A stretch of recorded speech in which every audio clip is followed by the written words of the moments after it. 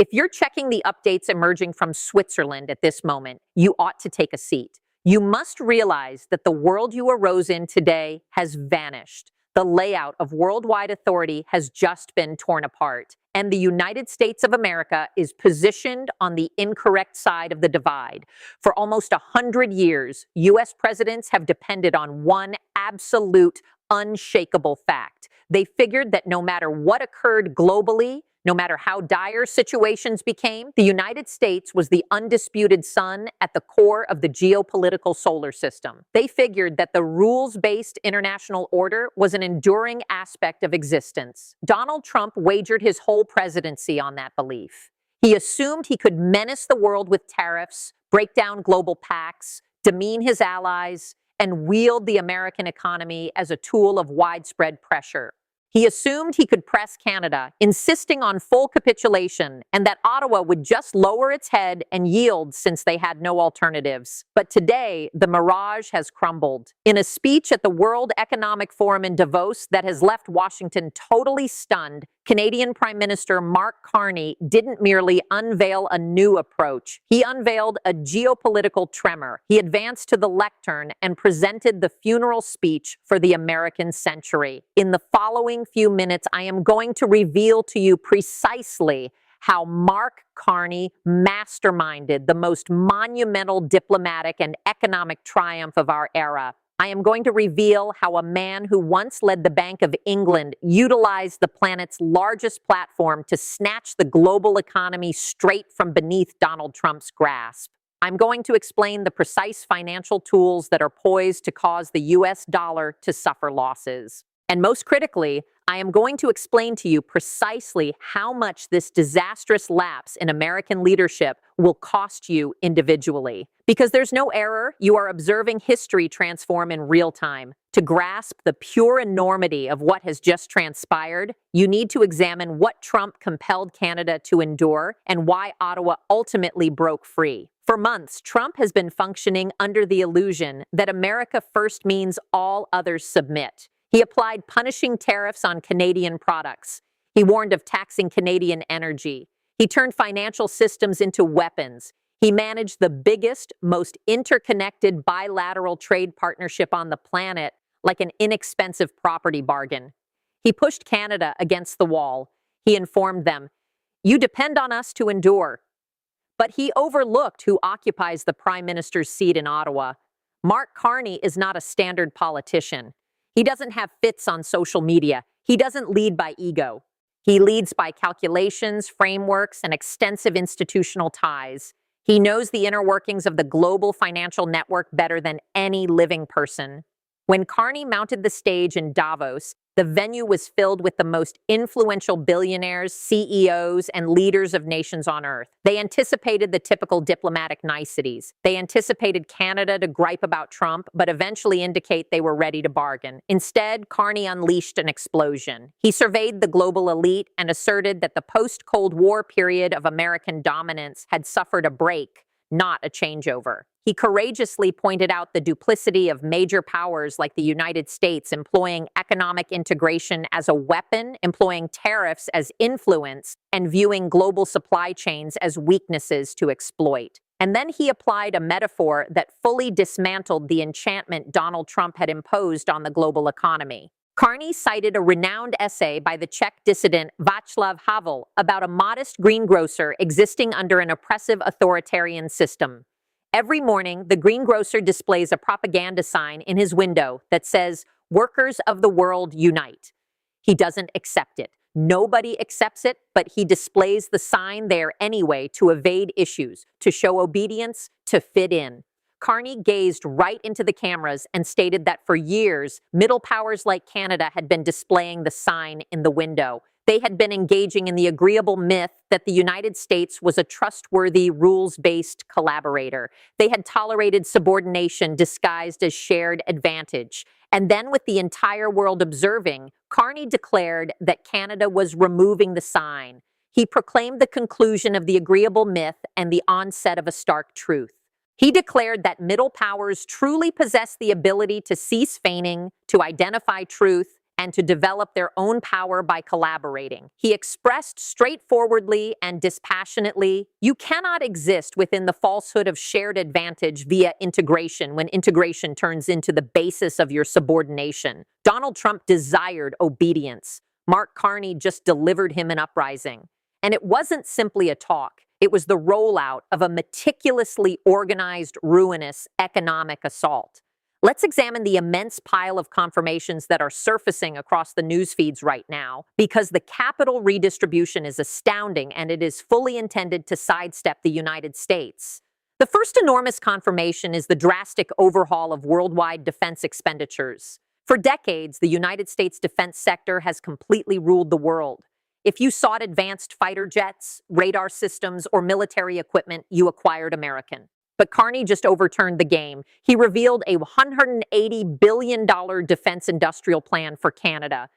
But the fatal element of this plan is that Canada has formally entered the European Union's secure defense procurement setup. Do you grasp what that signifies? It means Canada and Europe are mutually approving their defense suppliers. A European aerospace company and a Canadian drone producer can now compete for each other's enormous military deals with no obstacles, fully excluding classic American defense behemoths like Lockheed Martin and Boeing. They are forming a sealed defense supply network. The United States military-industrial complex just forfeited its dominance instantly, all because Trump couldn't cease handling his nearest allies like foes. The second confirmation is the total grip on the future of technology. The contemporary world functions on essential minerals. You require lithium, cobalt, and rare earth elements for electric vehicles, smartphones, and the whole artificial intelligence transformation. Under Carney's guidance, Canada is creating exclusive purchasing groups rooted in the G7. They are merging their assets to lock down global supply routes for these materials, effectively erecting a vast barrier around their advanced manufacturing areas. If American tech firms in Silicon Valley desire entry to the essential minerals extracted in the Canadian North, they are now going to discover themselves at the very rear of the queue, paying an enormous markup while the new international coalition exchanges resources without tariffs. Trump believed he could keep the world captive with steel tariffs, so Carney seized command of the real components of the 21st century. The third confirmation is the complete erosion of American diplomatic influence. In just the past 6 months, while Washington has been stalled by internal disputes and trade conflicts, Canada has aggressively branched out. Carney positioned himself on the stage at Davos and offhandedly noted that Canada has inked 12 new trade and security agreements across 4 continents. They finalized fresh strategic alliances with China and Qatar. They are vigorously constructing a link between the Trans-Pacific Partnership and the European Union, forming a gigantic new trading group of 1.5 billion individuals.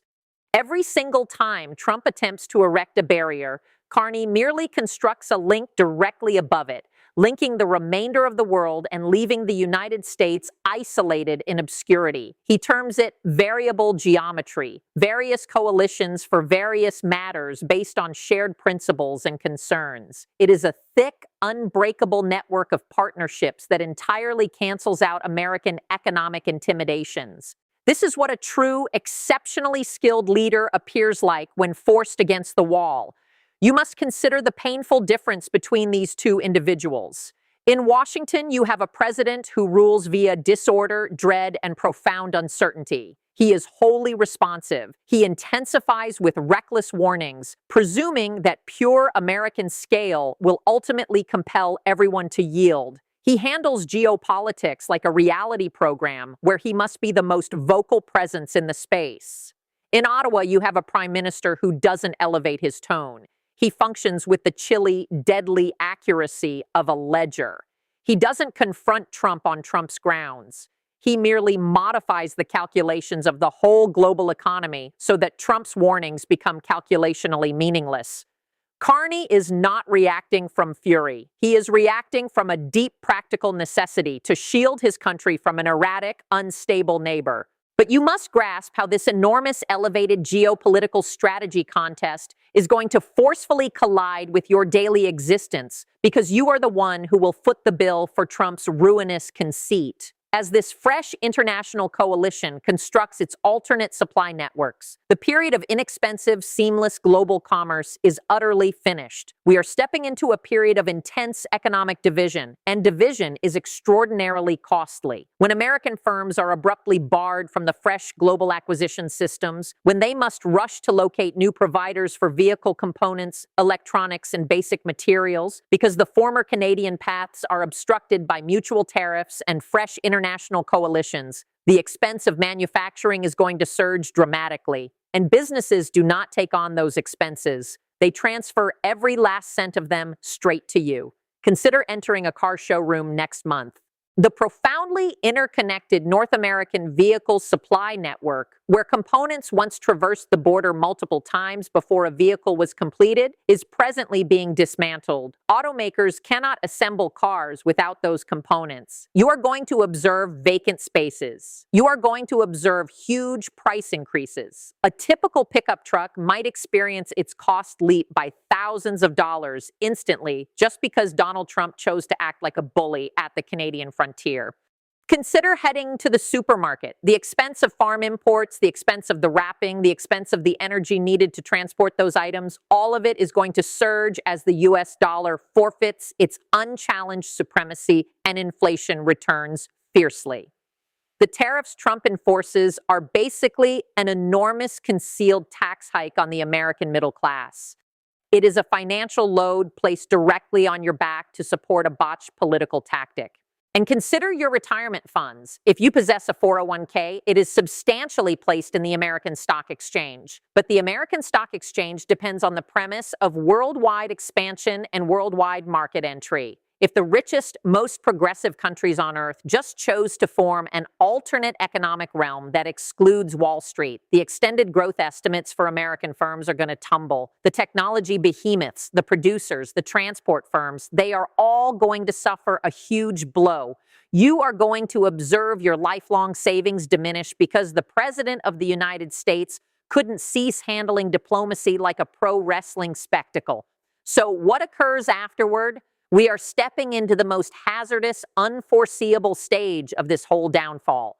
The existing order is broken, and there are three alarming possibilities presently unfolding in private. Scenario A is the complete economic capitulation. The pure, overwhelming economic pressure of Carney's fresh international group drives the United States Stock Exchange to submission. The Dow Jones falls by thousands of points as the truth of international seclusion takes hold.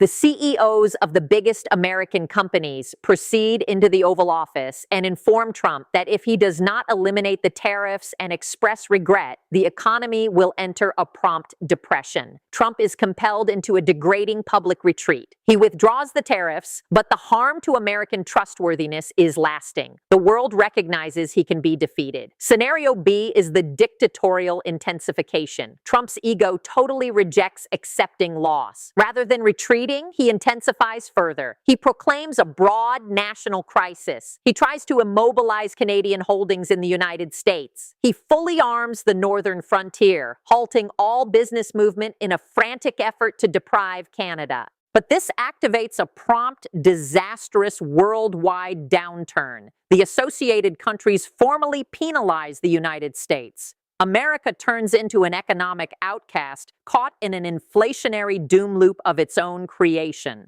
Scenario C is the internal establishment revolt. The American political and armed forces leadership, horrified by the abrupt downfall of their worldwide defense systems and the disruption of their intelligence exchange setup, discreetly acts to remove the president's power. Congress tries to enact legislation immune to veto, eliminating Trump's capacity to apply crisis tariffs. The nation splits fiercely between the devotees who desire to destroy the world for Trump's self-importance and the realists who desire to preserve the American economy. The United States falls into a debilitating constitutional emergency, while the remainder of the world just proceeds without us. No matter which possibility unfolds, one undeniable fact persists. The former world structure is deceased. It didn't conclude with a vast cataclysmic conflict. It didn't conclude with an aggressive assault. It concluded because a courteous, intelligent Canadian Prime Minister positioned himself on a platform in Davos, gazed at a noisy, disordered American president, and serenely stated, "No." Mark Carney just demonstrated that the world does not really require the United States to operate. He demonstrated that steadiness, intellect, and reciprocal regard are much stronger tools than boisterous intimidations and hollow tariffs. He removed the sign from the window, and in doing so, he demolished the mirage of American unbeatability eternally. As you observe the costs increase, as you observe the plants halt, and as you observe the world reject Washington, you must pose a very difficult query to yourself. Is this the excellence you were assured? You are experiencing a basic, pivotal moment in human history. The layout has been revised, and you are positioned on the incorrect side of the frontier. We are going to continue monitoring this swiftly worsening circumstance by the minute. We are observing the money exchanges. We are observing the supply networks, and we are observing the desperate, alarmed actions emerging from the White House. The conventional media is too frightened to inform you how severely the United States just forfeited this battle. But we are going to provide you the direct, unaltered facts. Ensure you press that subscribe option immediately. Activate your alerts. You cannot risk skipping the upcoming report because the financial consequences from this Davos explosion are going to affect your finances quicker than you can conceivably envision. Share your opinions in the remarks section below. Did Mark Carney just rescue the worldwide economy? Or did he just initiate the ultimate trade conflict? Do you fault Canada for defending itself, or do you fault Donald Trump for pushing our nearest allies aside? I review every individual remark, and I desire to understand precisely your position. Remain alert. Remain aware. The world as you recognized it is vanished.